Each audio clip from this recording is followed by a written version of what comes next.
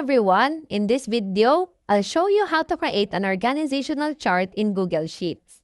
For this example, we'll create an org chart for a sample company with 10 employees just to give you a clear idea of how it works. Let's say you have a list of employees and their direct managers. The first column shows the employee names along with their positions. The second column shows who they report to, also with their names and positions.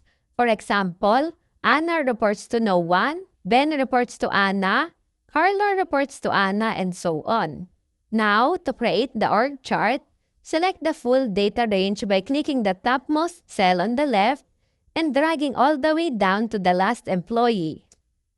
Go to the Insert menu at the top and click Chart. A chart will appear in the middle of your spreadsheet, and the sidebar on the right will also appear. To change the chart type, go to the Chart Type drop-down and scroll all the way down to see the Organizational Chart option. You can click this and the chart will now be generated based on the relationships in your table. Let us close this sidebar to give more space for the chart.